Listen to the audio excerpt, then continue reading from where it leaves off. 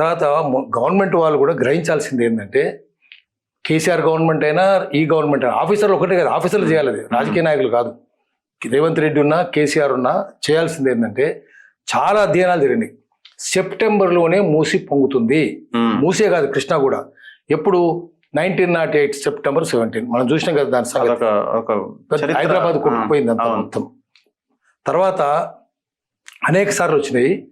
పెద్దది వచ్చింది 1962లో వచ్చినాయి. అప్పుడు Rani Kumudini mayor, first women mayor ఆమె హైదరాబాద్లో. ఆమె గల్లీ తిరిగింది. 62లో 1000 మంది పోయారు. మళ్ళీ 72లో వచ్చింది. హబీబ్ నగర్ నాలా, తర్వాత హబీబ్ నగర్ గోలు కూడా చాలా నష్టపోయినాయి. 70లో పానీ ఆయా బాగో అని పరిగెత్తినారు నీళ్ళు వస్తే. తర్వాత 2000లో వచ్చింది, 2008లో వచ్చింది. వరుసగా వస్తూనే ఉన్నాయి. ఇప్పుడు మళ్ళీ వచ్చింది. ఇన్నిసార్లు దీని మీద అధ్యయనం కూడా జరిగింది. ఎందుకు సెప్టెంబర్లోనే వస్తున్నాయి? ఎందుకంటే వర్షాకాలం, అది హైదరాబాద్ కొట్టుకుపోయే ప్రమాదం కూడా ఉన్నది.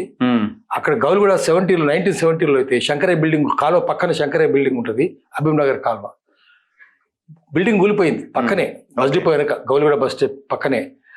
అప్పుడు చాలా మంది చచ్చిపోయినారు, కొట్టుకుపోయినారు. ఇంత జరుగుతుంటే గవర్నమెంట్కు ఏమైతుంది? అది ఈసా నది, ఇది మూసా నది. మూసా అంటే వాళ్ళు పెట్టిన పేరు ఏంటంటే, మూసా అంటే మోజెస్, ప్రాఫెట్ మోజెస్ ప్రవక్త, అది యూదు మతం స్థాపించిన ఆయన.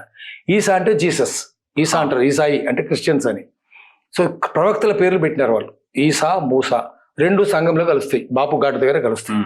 అక్కడ నుంచి ఎక్కువైపోద్ది. ఇప్పుడు ఎన్నెన్ని పెద్ద చెరువులు, ఇప్పుడు కాలువ ఒక కాలువ కాదు, అనేక కాలువలు ఉన్నాయి.